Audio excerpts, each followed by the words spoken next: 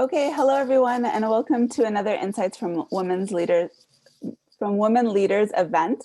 My name is Rola Kaakeh, I'm the CEO of Salus Vitae Group, and I will be the host for the event. If this is your first Insights from Women Leaders event, welcome. We're very happy that you're joining us today. And then if you are a recurring attendee, thanks again for joining us today as well. Now, a little background on the Insights from Women Leaders series. We launched the series in October of 2020 as a platform to hear from women leaders with varied backgrounds and perspectives on the topics of leadership, addressing current and future challenges, what skills we need moving forward, and how their experiences have shaped their outlook.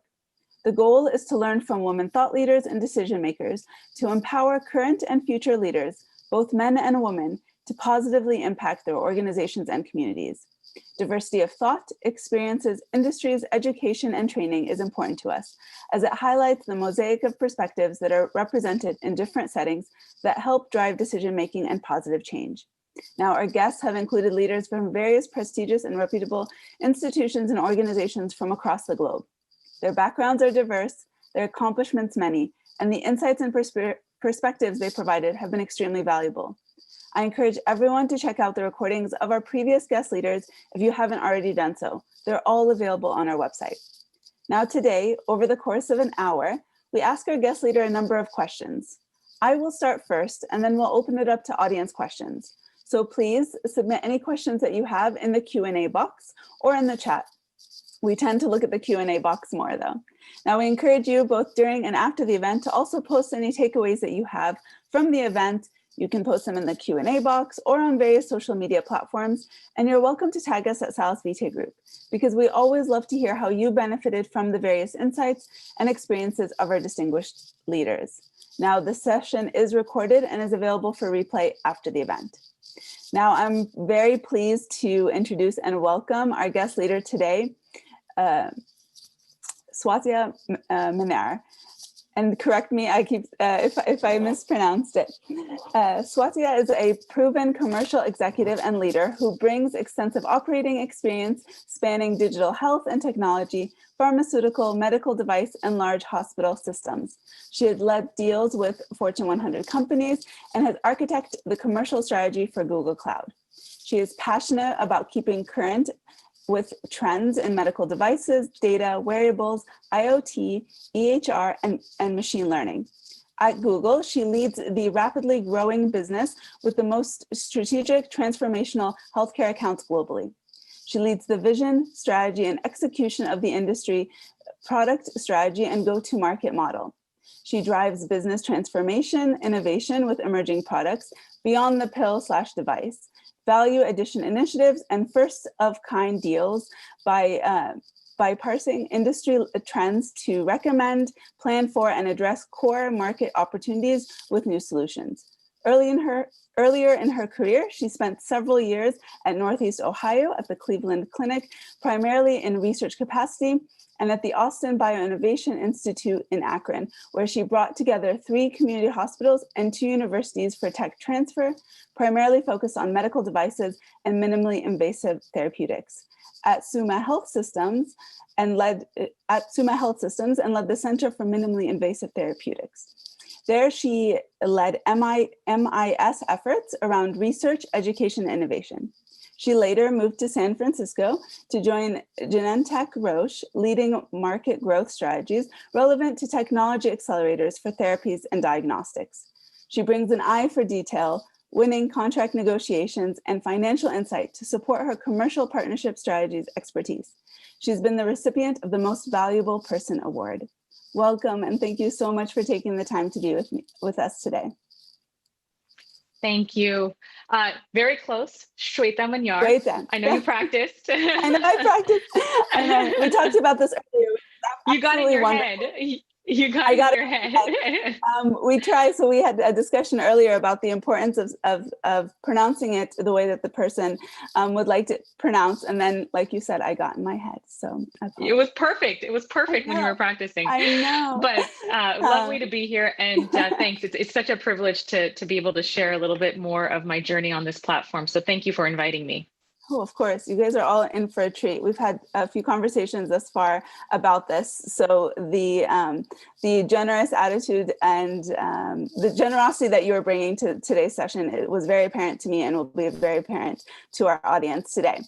So the first question we ask all of our guest leaders after we go through your amazing bios is, did you expect to be where you are today? So have you ever actually heard somebody say yes to that answer?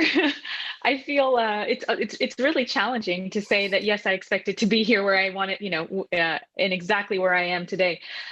No, absolutely not. I wish I could share that this was perfectly planned, but it hasn't been.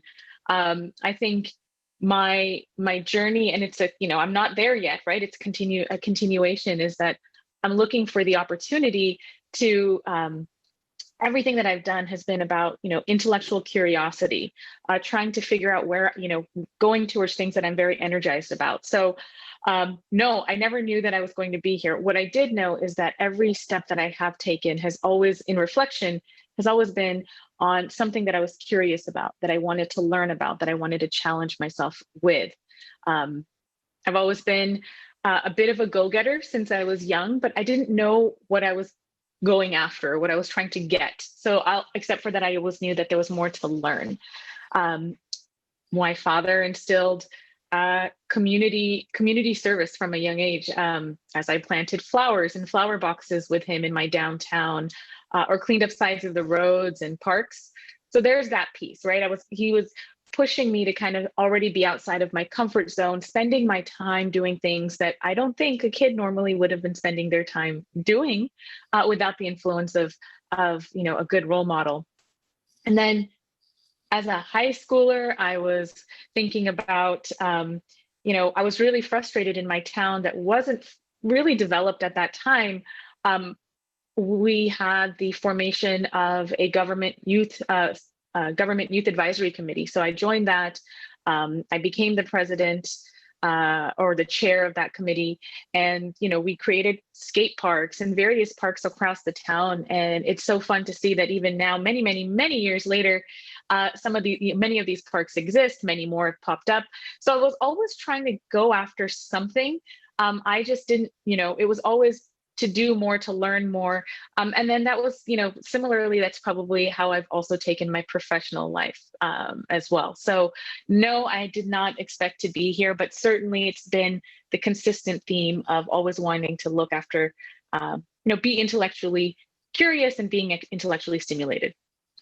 Yeah, I love the point that did anyone, I think even the people that do say yes in a way, it probably hadn't imagined it to the capabilities or the points in their life that maybe got them there, right? And oftentimes we associate that with maybe a title or a specific location that we're at, or maybe in our life. But yeah, like you said, you can't 100% know.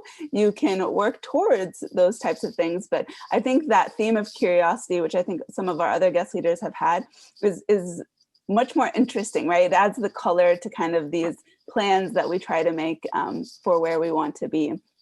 You did touch on some of your past experiences, but have there been other instrumental, would you say, experiences that you had that you think, like, moving forward, or how you actually begin to start thinking about the future? Are those kind of coming to mind as we start thinking about your own past experiences before we get into the big topic of the future? Yeah, absolutely. So what I shared with you is kind of, a bit more on the upbringing side, right? Now, to talk a little bit more about my professional experiences that actually have to do with the healthcare and life sciences industry, right? I have the privilege to be the market leader for pharma here at Google. And it has been, a culmination of prior experiences that have brought me here, and have created this outlook that I have because of those prior experiences. I've spent time developing, as you'd mentioned, part of tech transfer, which brought together researchers and universities and community hospitals through a nonprofit entity. And when I had arrived to that job, it was very interesting because there was nothing to commercialize, because there was a lot of mistrust. And that mistrust I turned into an opportunity of, how do you actually create infrastructure? How do you create ways for researchers and those working in the hospitals to share ideas that could actually be beneficial for both parties, as well as for the greater good? On the, when I was at Genentech, there was another level, and that was while people were excited to talk about technology, be that mobile medical apps, the IBM Watsons of the world, they were still unsure of what technology could do for an industry that's not necessarily a tech company. Or they would look at it and be like, oh, this technology is going to come in and be a silver bullet, and it will give me all the data, and it'll solve every problem I have, and get me to every patient that needs this medicine or what have you. And so sometimes I noticed that healthcare and life sciences organizations are willing to dip their toe in kind of the technology side, or kind of out of their comfort, but it was always challenging to have folks to level set expectations, as well as demonstrate the value, and having that fine balance. So I think it's all of those that have really shaped how I'm looking at the future, which makes me really excited, because there's a lot of opportunity. It's just, how do you explain and communicate, and really demonstrate the value of what technology can bring, right? Because this is the intersection that I'm sitting at, is really thinking of, how does technology impact healthcare and life sciences? Wonderful. So we're going to take that and we're going to break it up into two branches with regards to the future. First, now we're going to go back to you personally. What's in your future, and what do you want your legacy to be? Oh my gosh. So that's a loaded question. So I think first thing, I don't think that I've clarified like what my final legacy is today. I think there's so much more I'd like to do. But I think right now I work for a tech company. 10 years ago, if you asked me, I don't think I would have said I would ever be working for a technology company. So I would like my legacy to be at the crossroads, which I have kind of carved for myself over the years, having, first and foremost, I'm coming from the industry. And when I'm saying the industry, I'm calling it healthcare and life sciences.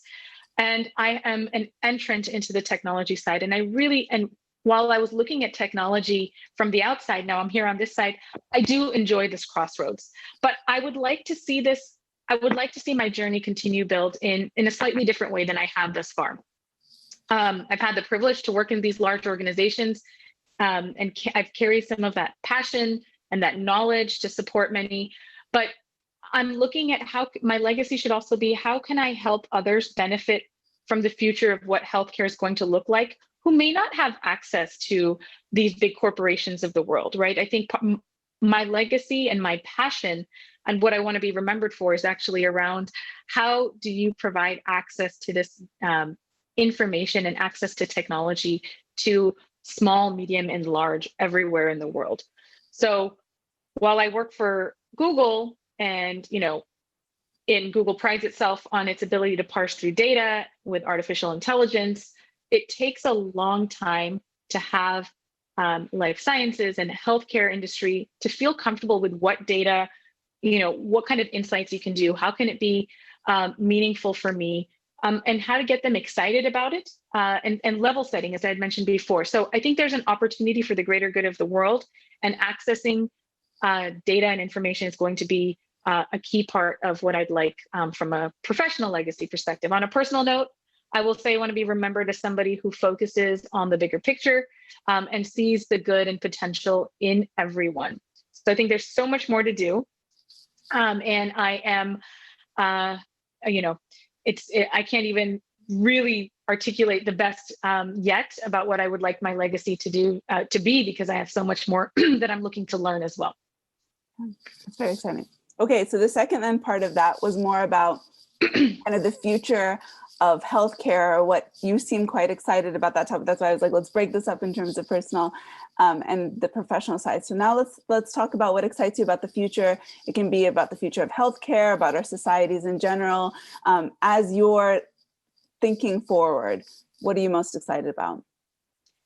So I'll break this up into two pieces. One is, of course, I'm going to focus on the access to data and information. I think that is going to be key to the future of our industry.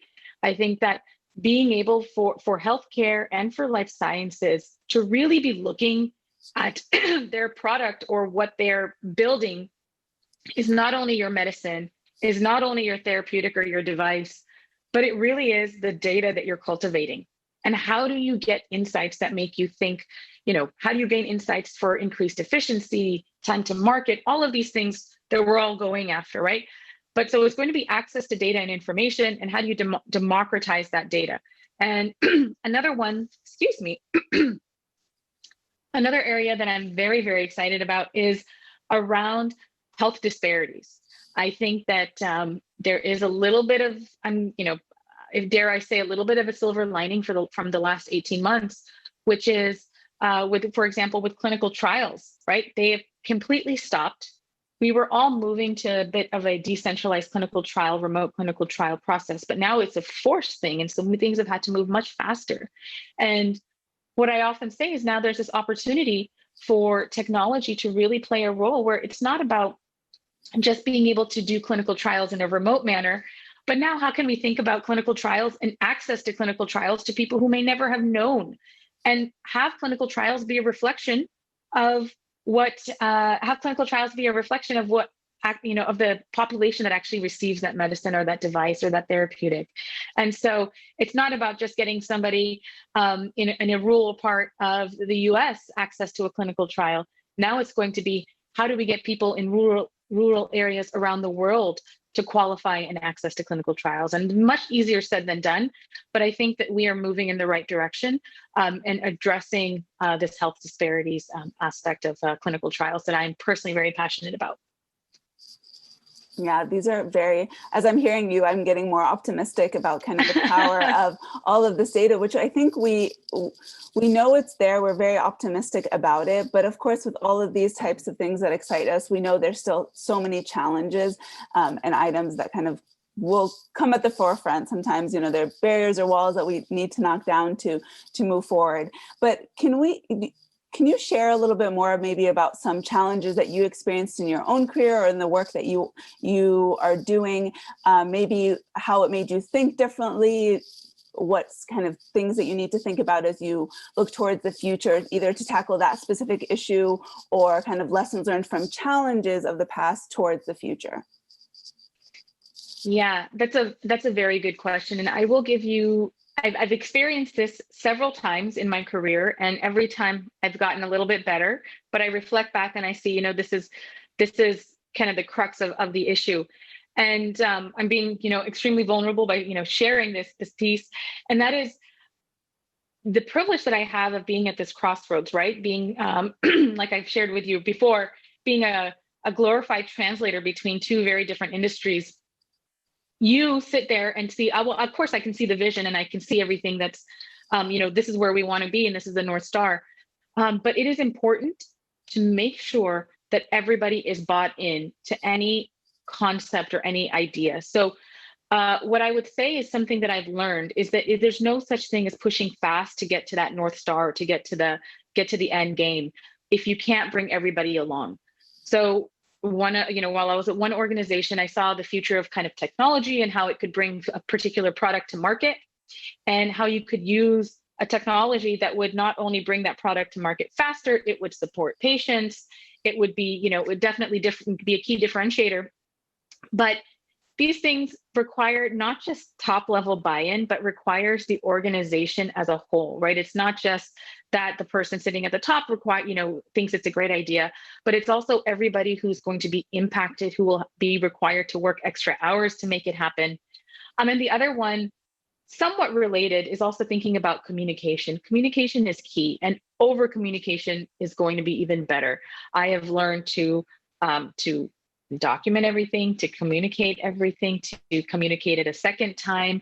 And the last thing I would say is what I used to do is you would try to spend, the natural inclination is to spend time convincing people who don't think something is a good idea, right?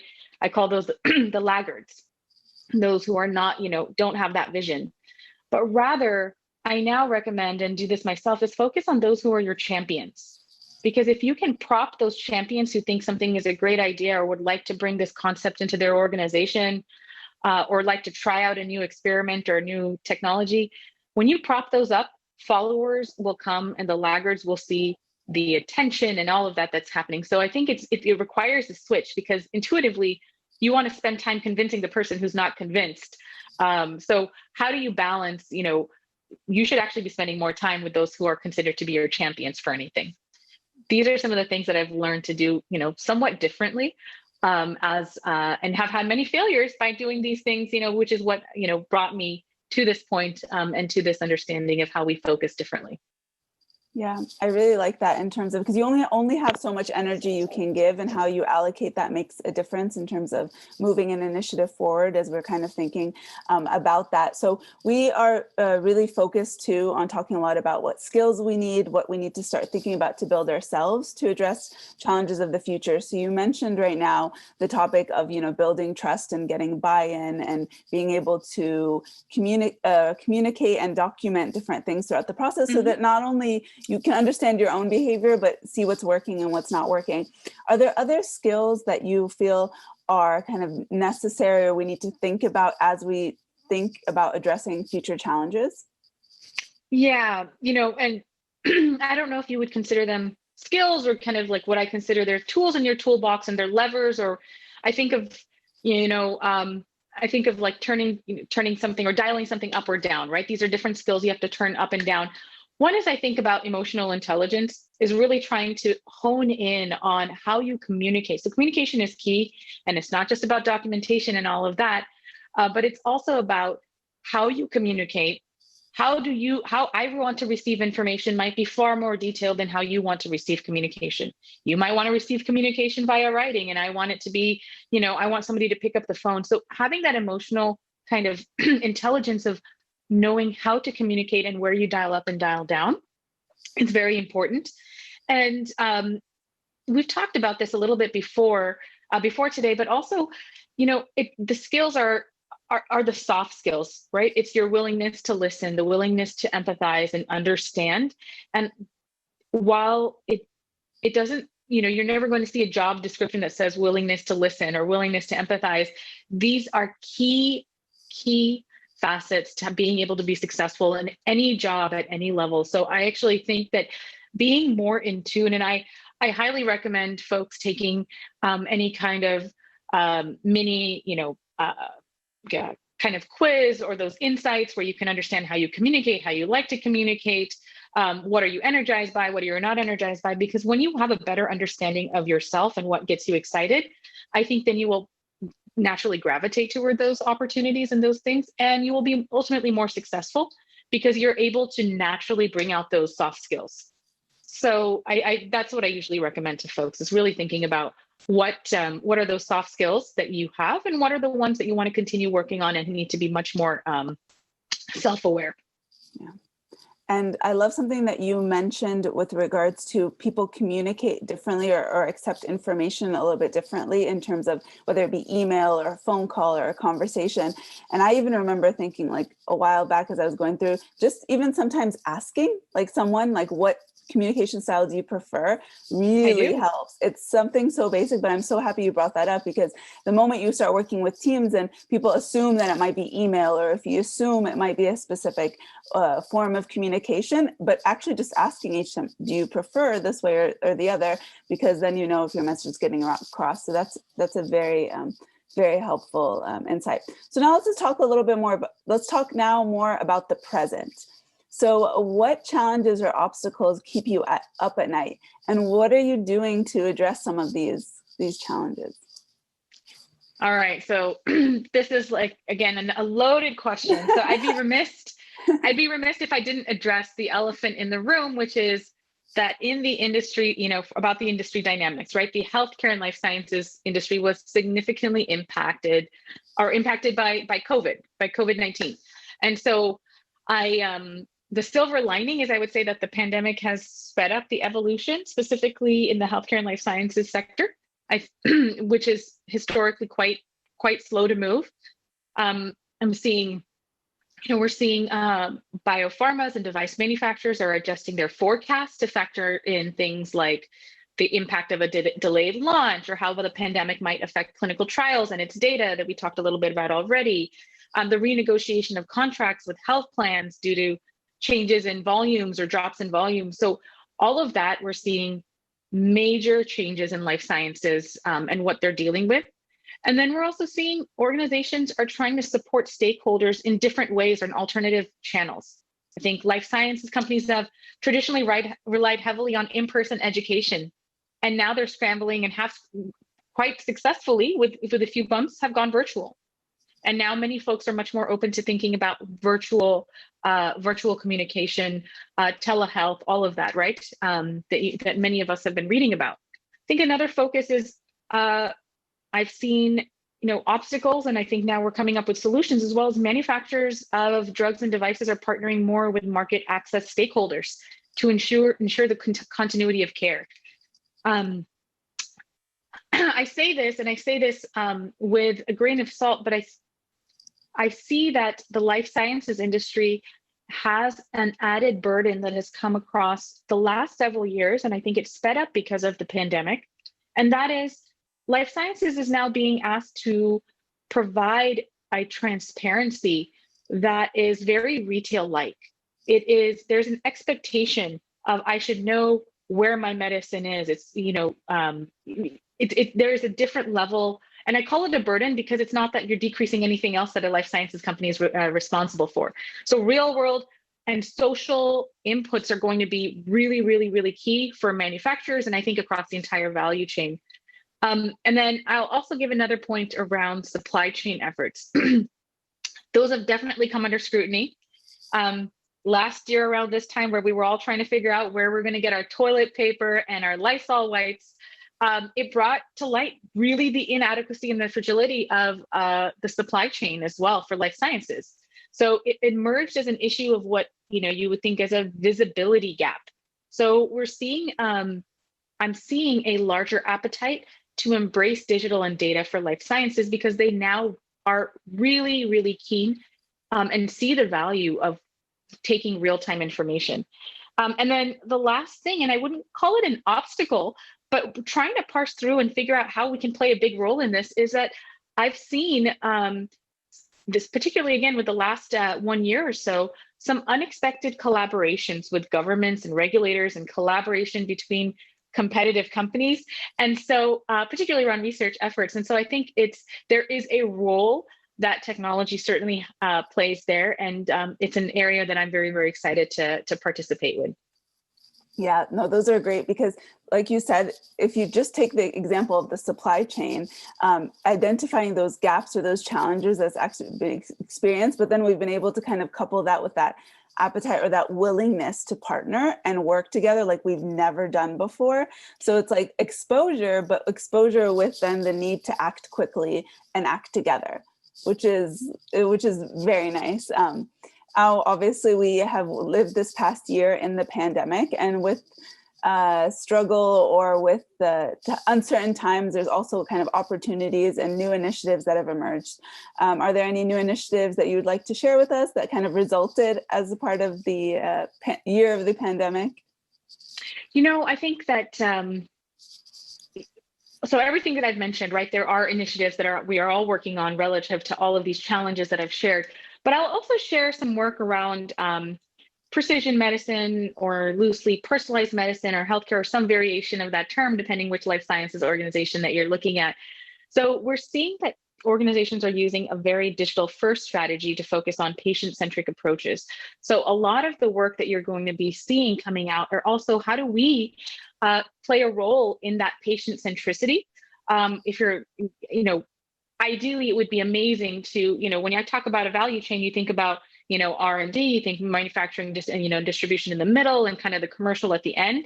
I actually would like to now see, how do you actually bend that value chain and make it circular when you put the patient in the center? So we're starting to see a lot of our initiatives are really focused on how do we develop solutions for value-based, patient-centric design that really, you can take what's happening in a commercial setting and actually use that data or use that information to inform how you're doing your research. Very nice. So now we're going to talk about the topic of success. Success can also, again, our questions are quite loaded. We always start and we smile. We're just like, the next question, a simple question, but how is it that you define success? So, all right. So, and I'm going to assume that we're not talking about success for all the other things that I've just shared, because success, We want you to there's solve it many, now. many, that's a long, yeah, that's the holy grail. But when I'm talking about success, I've been a guest lecturer at the University of California, Berkeley, and I often get, and it's a class of young college students who maybe historically had thought they were studying a science-based degree, and now they're trying to figure out what they would like to do with it. That's maybe not a typical career path. And I was asked that question, and the way I answer it is, success is individual for everybody, but for me, success is being able to sleep at night. And that is key, because if something is not going right, I cannot sleep very well. And so for me, it's how do you fulfill the pieces of what makes you happy, not just professionally, but personally. So for me, it's being able to work because I love it, not because I have to, and use that as a medium. That's the end goal, right? And use that as a medium to allow me to do everything else that's important to me outside of work, that's intellectually stimulating, that allows me to continue to do my hobbies, to spend time with my friends and my family. And so success is being able to balance both and have a good night's sleep. I like that approach, because when you think about it like that, you realize that it isn't just about professional, it's professional and personal, and there's a merge. It's your whole life. Because when you go down to, put your head on the pillow, you're thinking about multiple things, which encompasses that. So we've been talking about success kind of as a definition or a concept or a topic. But when you think about success too, there's different environments, or we talk about how we create environments for success. How do you create your own environment to be successful, or to achieve what you would like to achieve? Yeah, so creating an environment for success, right? So I gave you a very personal answer for what I define as success. So on a professional side, I'm working right at the intersection of two very different industries. And by the virtue of the type of work that I do, I cannot know everything. And so it is really, really important to understand the problems or the challenges on both sides of this, of kind of the world that I straddle. And I often have these conversations with executive leaders in life sciences who say, I need a hammer and a nail, right? And to solve this problem. And what I tell them is, you don't need a hammer and a nail. What you're asking me for is a hole in the wall. So how do you drill down and think about what this person is actually asking for? What do they actually think is the problem? And is it really the problem, or are they trying to tell you a solution? So peeling it back a few layers. And it's actually something I learned learned a lot during my time in commercial strategy at Genentech, that problems are not always in these 100-page, beautiful page slide decks, but rather they are something that you can identify in a pithy way without a solution attached. So those are the problems that are worth solving for. So to answer that question about how do you create your own environment for success, clearly define what that problem is. I think from a professional perspective, that's going to be, otherwise you don't know what you're going after. You don't know what, you can't measure yourself at the end unless you have a very clear understanding of what that problem is and what would satisfy that problem. The second I would actually also say is surrounding yourself with subject matter experts to solve that hole in the wall problem. It's okay that you don't know everything. And I'm the first to say that I do not know everything. I know enough, right, about across the industry. I have some depth in certain areas, but not every problem can be solved alone. So being humble enough and self-aware enough to bring the right team to the table who can bring the right expertise is also going to be very key. And sometimes it requires swallowing your pride, particularly early on in your career when you're really trying to prove yourself. But that and creating that environment around you is going to it's very, very key, I think, to success and moving forward in your career. I really like that. And I think that transitions really well to our question more around support and asking for support. I think as a leader, or even many of my female colleagues, are shy to ask for support because they might think that it is seen as some sort of weakness if you ask for help or support on something. Recognizing that, like you had mentioned, we need diverse people around us. You need to create teams of people because often you're not going to know everything. You need other people to contribute. But is there a specific approach that you take to ask for support, or do you think about that often? You know, is there any recommendations you give for those that need support and they want to know how to best kind of approach that? That's a very good question, and I'm really, really glad that you asked that question. It's one that I do not get asked often enough, and I think particularly as a female, we sometimes are not open to asking for help because we think we have something to prove. And after, admittedly, my own mistakes, which led to long nights of working, I have learned to be much more proactive in prioritizing ruthlessly. And I admit it's a work in progress, but it's never mastered, right? This is something that it's something that you want to say yes to everything, or you want to be able to keep everybody happy. And so there's a few things that I recommend, and it's somewhat attached to the whole being able to sleep at night thing, but prioritizing ruthlessly is, I think, a very, very key part.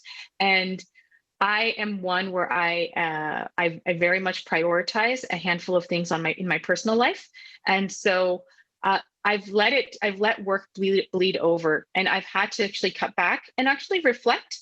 And I ask everybody to do the same. For those who I spend some time with, is think about what do you need. You know, just because it's important to you and you want to get it done today doesn't mean you actually need me to. It's not a priority for me, it's a priority for you. And do I actually need to be in that meeting? So I think asking for support is not just asking for a person, it's also on us to prioritize it. Does this really need to be done today? Or how do I prioritize the 3 things that I need to do today? So if you're asking me from a tangibly, what do I do? Every morning I have a Post-it in which I write 3 things, like, you know, what do I need to achieve today? And everything else will be great, but these are 3 things that need to be taken time for and completed today. And so that ruthless prioritization is going to be part of. So it is asking for help, but it is, you know, it's something that the ownership is on you. And then for those who really need to spend time with, you know, in the working environment with their manager, I admit that even as a manager and then being on the receiving end, you're going to continue to get work, because if you're not complaining about it, or you're not saying anything that this is too much, or you can't keep up with the deadlines, nobody's going to stop giving you more to do. So it is important to be vocal and say, hey, manager, I have these 10 things on my plate. I prioritize these 4 that I think I can finish. You know, are you okay with this? And so having proactive communication, so that you also know that you're working on what needs to be spent time, you know, where you need to spend your time and where you don't. But I think a lot of this from asking for help is being comfortable to say no, comfortable saying yes, but it will be, you know, I will not, you know, it's not going to be something that I need to complete today, and being comfortable with sometimes just saying this is not something I can prioritize right now. And like I said, it is a work in progress. Yeah, I absolutely love the element of the prioritization conversation, because some people don't often think about that as a conversation. They think about either, can you help me, or can you give me more time, or trying to understand that element of it. But when you have, and I think to your initial point about over communicating sometimes in terms of saying, okay, what are setting clear expectations and understanding that, and then recognizing what priorities each person puts on something, I think helps as well, right? Because if it's not a very high priority, that means you're allowed more time, which allows you then to have a conversation of what you would need in that time between now and then. So I love that approach of also thinking about support and prioritizing, working together. So there. Okay, so now we're going to talk about the topic of leadership, which is something we really care about. Now we ask all of our guest leaders the question of, how would you describe a leader? You said the best leaders exist to uplift those around them and unlock their full potential. Leadership is about practicing vulnerability, empathy, and authenticity, and inspiring others to do the same. Can you elaborate on this, and what's shaped your outlook for this? So I think I may have touched on this in different ways in your prior questions, but I'll say that vulnerability is a very powerful tool. again, when we think young or old, male or female or anyone else, we feel the need to always look put together, to get ahead. And so in order to be an inspiring leader, I think you need to be able to make a connection with those who you're trying to inspire. And that comes through being or demonstrating vulnerability. And that means sharing a piece of yourself. That doesn't have to be personal.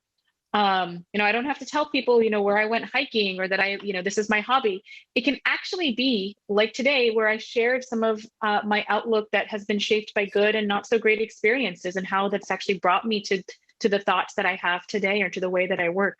And then from an empathy perspective, I think every single person has a story to share. And I don't think anybody should ever be brushed off, because everybody is here because of the vast set of experiences that they've had that brought them to this point today. So often, for example, when I share my journey and my path, which is what I consider to be a very unusual path, instead of getting questioned about, well, that's why did you go from research to this, I get, oh my goodness, that's the same for me. I thought I was actually going to do this when I finished school, but I actually end up, 10 years later, this is what I'm doing. And so if you show empathy and you show some vulnerability, you suddenly make this connection, which then allows you to inspire and influence others. So if you combine these two attributes, you really can be, I think it can be a very, very powerful tool. And then that really does allow you to really use and uplift people to their potential.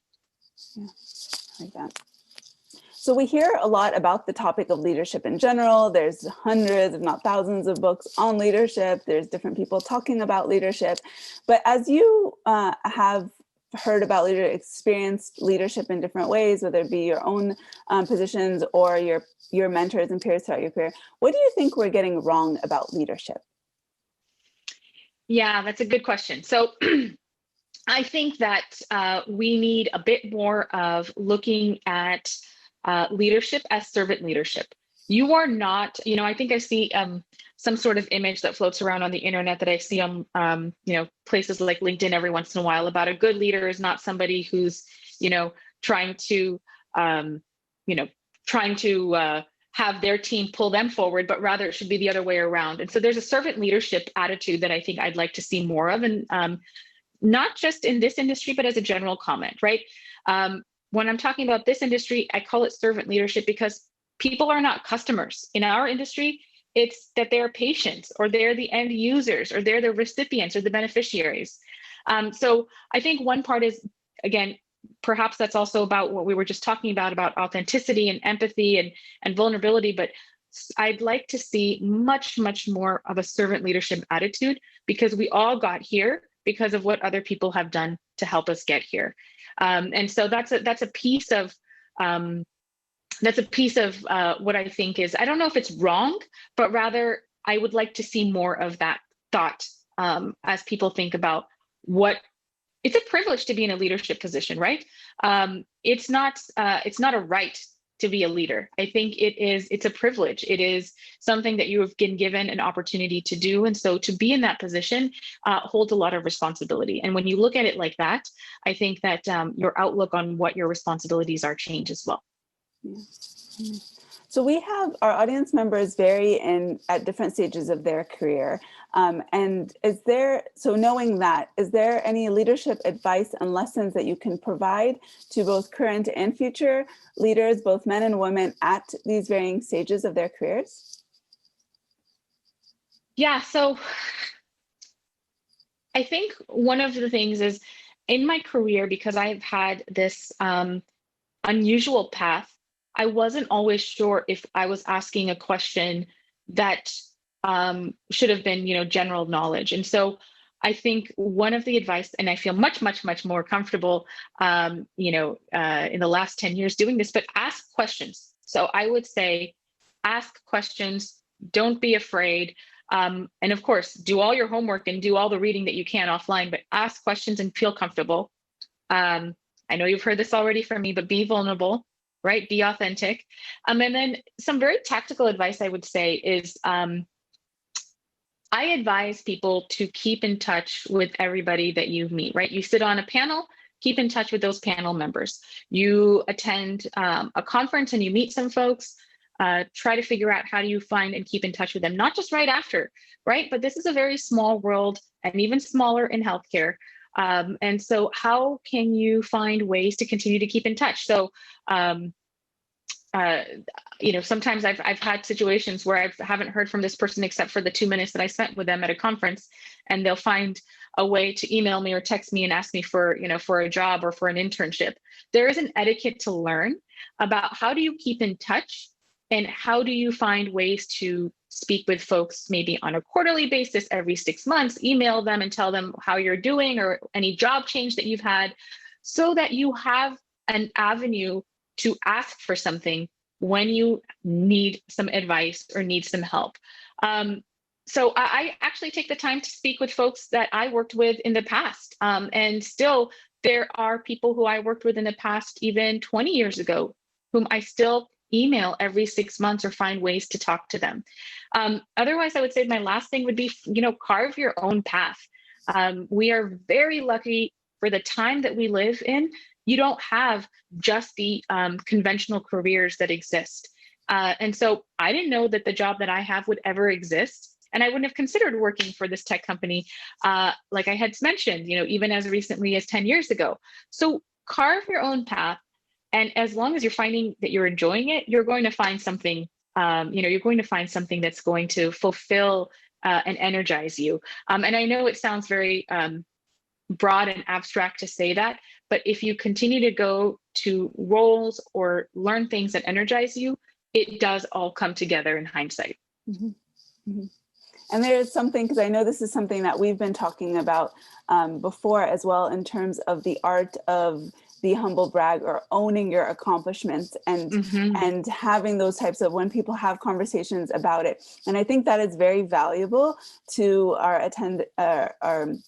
our audience. So can you elaborate just a little bit about your thoughts in terms of when people do accomplish great things, not only celebrating it themselves, but also kind of owning that and being in that? Yeah, so thanks for asking that, right? And thanks for reminding me to also share about that, right? So I have the privilege to host workshops with hashtag I am remarkable, right? This is historically made program made for women, and it's actually now extended to all underrepresented communities. But how do you talk about yourself in a more stateful way, as a statement rather, and not as a brag? And it's very uncomfortable, but it's very, very important to do so that others know what your accomplishments are, and others can actually be your advocates, and to be able to say your accomplishments again, as a statement, and you should feel comfortable saying that and finding ways and avenues to do this, right? This is, and it's almost a responsibility for us to do this, because you never know who you're influencing or who you're impacting.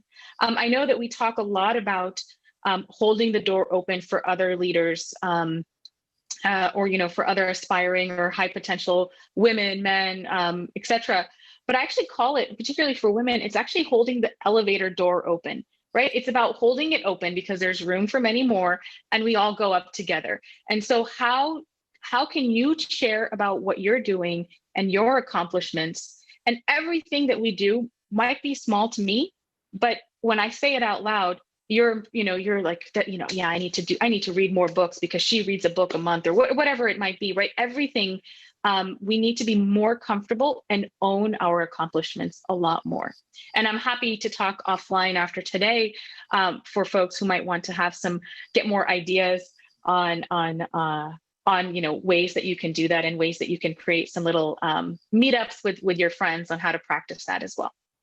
And I think that's really valuable too, because you'll in the sense that when you surround yourself with those types of uplifting individuals as well, so other women, other men that want to lift others and want to be sponsors and mentors and be in those positions to, hold that elevator door for everyone to come in, you're providing them more opportunity to do so.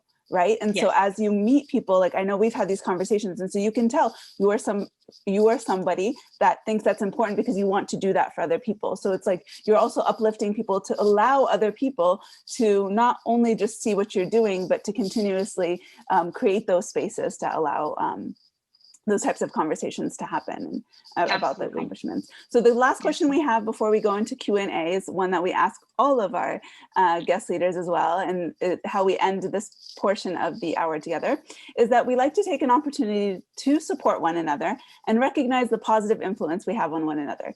Can you name a woman who has inspired you, and why did you choose this person? Yeah, and that one I don't even have to think very hard. And actually, I might cheat and give you two people, but the one that comes to the top of my mind is my mother. For the amount of sacrifices that all mothers do, but she's made a lot of sacrifices for me for the opportunities that I've had along the way. I've shared, from the very start, I was very outgoing as a young child, and for her to be comfortable with that, with a very different personality, was something that she cultivated. The advice that she gave me about how it's important not to only, not to be dependent on somebody, and how do you create your financial independence? How do you, become somebody independent? These are a lot of these values that were instilled in me from a very, very early age, and I attribute a lot of my success to her. The other person that I would also like to mention is my dance teacher, who I really look at as my guru. I've known her for almost all my life. She's a role model. And because of her, she'd seen a lot of potential in me at a young age. And she had me spend a lot of extra time with her. And through her, I learned a lot about service and gratitude. And I used to ask her why, she would spend time teaching, middle school or high school kids who clearly were not interested in dance or her dance class. And to this day, I still remember her response is that, well, it's keeping them off doing other things that, and keeping them out of trouble. And so that response really cultivated a sense of community and belonging, and how do we actually influence others. And I know that sounds like such a very small example, but that really stuck with me. And it really increased my confidence at such a young age. She brought me in to be a teacher and kind of help, assist in dance classes, and all of these things really, really have had an impact on my confidence, and attribute a lot of the success to her as well today. And that's honestly also a prime example of something that you mentioned earlier about you never know who you're influencing and in what way. Obviously, different industries, different jobs, it doesn't necessarily have that. Right. And I think we often forget, so some of the most influential people in our lives are doing something drastically different than what we are, maybe professionally or doing that, but they have the kind of those pillars or foundations of which we use in our day-to-day life or think about. So that definitely speaks very well to what you had mentioned earlier. Now, we do have an audience question around, so the question is, what do you do when you're in rooms with people who do not think like you? That question must be from somebody who follows me on a day-to-day basis. I feel that that's almost, most of the time, right? And I'm saying that as a joke, but that's, part and parcel of the role that I have the opportunity to be in. And it's a good question, right? And I think diversity of thought is important. So if people thought like you, then meetings would be boring and work would be boring, and we'd actually just achieve a handful of things. So I think diversity of thought is very good, but I also acknowledge that it creates a lot of biases, right? So what in a very tactical way, I really like to focus on what are how do you group the people in, who are thinking like, which is group A, which is group B, which is group C. And if given the right opportunity, I would actually spend time with each group separately to understand what is their thinking, whether it's a group think or individual thinking, what are their thinking, what are their biases? Because I think when you can understand that group A, B, and C's challenges, it really then comes down to how do you speak to their biases, because everybody has to be bought in. This comes back to some of the things that I shared about what I've learned through my career, is how do you bring everybody along? It's not just to say that the person at the top agrees with this. And so how do you take time to communicate with them in the way they want to be communicated, and also being able to convince them or at least share the benefits? And so I know that this is not answering, in a exact way of how to handle every situation, but my advice is really start taking time. This is coming back to the empathy and the emotional intelligence. Take time and try to understand, why do they have these biases, and take time outside of a group meeting to be able to develop that. Yeah, that's definitely fair. I like how you looked at the groups and created subgroups with the A, B, and C, because then you're better able to understand them, right? And I think one of the bigger themes too is, although we keep talking about the diversity of perspectives and everything, recognizing with everything that we want to accomplish, whether it be diversity of perspectives and adding that, or those other challenges as well, those other initiatives that we create, there's always going to be challenges. So it is something that you want to pursue, but recognize then what the challenge is so that you can overcome those or work towards those or better understand those to move that forward. Correct. Now, the next question is about communication skills.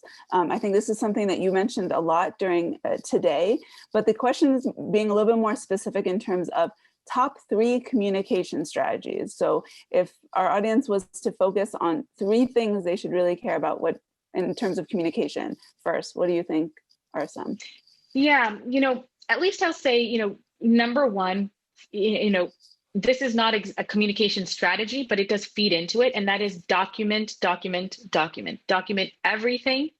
I remember in a couple of my jobs that I was given, I had written out and printed it out and put it at the bottom of my computer, bottom of my monitor, that if I don't communicate it, it didn't happen. So, you have a meeting, you document in summary, Shweta is going to do this, so-and-so is going to do that, right? So it is, it's a very tactical comment, but document everything, right? And then from there you can have, your emails, you can have a paper trail or, a virtual trail of what actually has happened and transpired.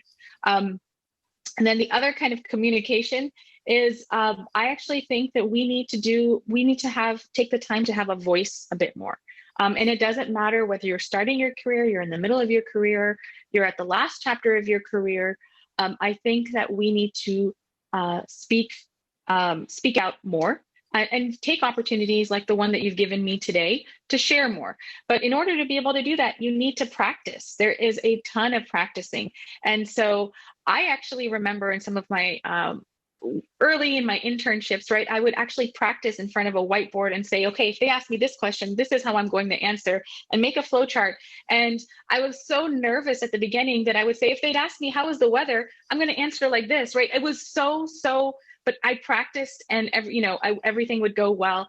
And now, of course, things start to, I'm not practicing about how to answer if somebody asks me about the weather, but it is about practice. So I don't think that these are necessarily strategies. These are just things that you need to do. But, yes, you could look at them as strategies, but documenting things, emailing things, and then taking the time to have a voice and practicing for speaking, practicing, whether it's a presentation you're just making to your team, or you're making this out to the world, or you're on stage at a keynote, practice, and practice. Love it. There's like a famous quote about how luck favors the prepared mind. So generally prepare ahead of time is wonderful. And actually also to your second point about kind of amplifying voices and speaking, the communication styles also take on many forms, whether it's be speaking, writing, that type of thing. So definitely encourage that. Now it's about to come to an end. We're almost out of time. So are there any other closing remarks or final thoughts that you would like to add? I think I've, made a lot of points in this last hour. I would like to say that, I am very passionate about helping those. I am not here because I've done this by myself. There have been many people who have also elevated me and given me opportunities. So if there's anybody who would ever like to speak, feel free to reach out to me and find ways to connect with me on LinkedIn or otherwise. And I'm very, very happy to have conversations. So thank you so much for the opportunity today. Of course. And I will definitely emphasize through our conversations that we've had together, you are very generous in that. And it is very obvious in our conversations, the need to constantly want to uplift everybody and try to think about how we can do that for one another. So I've seen that firsthand for sure in terms of our conversations. Now, on behalf of Salus Vitae Group and myself, I'd love to thank you. I'd really like to thank you for joining us today and for sharing your experiences and outlooks. There's there's several items in our conversation today that are very valuable. I think definitely added to a lot of the conversations we've had and are going to continue to have, definitely focused around being authentic, having empathy, understanding your own definitions of all of these different terms that we've had, but also being willing and curious. I think that's something that we started with this conversation too, about your curiosity and where that brought you here today to talk to us. Now, we have several exceptional leaders in the coming weeks, so please visit us at Salus Vitae Group to learn more, and you're welcome to register and attend those events as well. And if you post anything and would like to tag us, it's just at Salus Vitae Group, so we can see what you've taken away from the event. Thank you all for attending, and we hope to see you at the next event. Thank you. Thank you.